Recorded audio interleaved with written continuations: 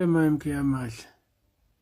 Cha ngithi ake ngibuye njengoba ekseni bengeke ngenze ivideo mayelana nento esizwile ukuthi uKhumalo ubhale incwadi wayibhalela iIEC ukuthi kukhishwe umsholozi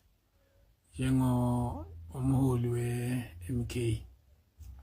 Bengicabange ukuthi ke mhlawumbe ivideo ifake imini ilokhuzana incwadi kodwa ke kusho ukuthi hayi ibingayona ifake.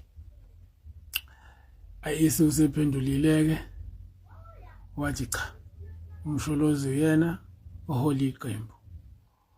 Manje uKhumalo uyaphika ukuthi akuyena wasayina ukuthi umsholozi uzoba umholi weqembu.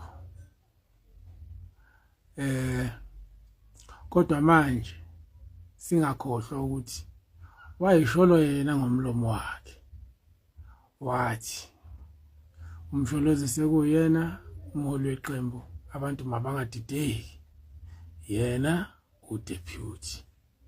So siyazi ke bafowethu ukuthi ukhokhelo leyamuntu abantu abakhokhelwe ke siyabazi, nabantu futhi abafuna ukuthi izinto zihlale zivuna bona okanye zivuna laba abakhokhele siyabazi, siyababona namanje baphumile.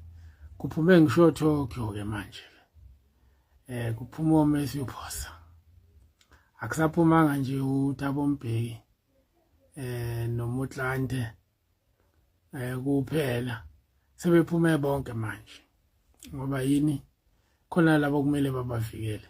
Naye ke lo khokhelwe naye angeke ayeke phela uzolokhu egqomile, kodwa ningadideki nina ukuthi njengolokho egqoma nje ugqomelwa khona ukuthi kuze kugcine kunembobo. Uma sekunembobo bese niyachitheka nina. Ningadideki ke bafowethu, ayikashintshi lento, sihlomile nje soze siyohlasela ngomhla ka-29 May, into engasoze ijikeke leyo.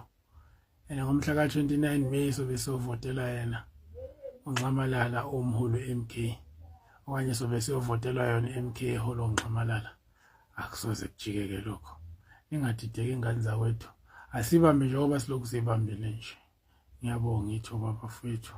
Commanders morning.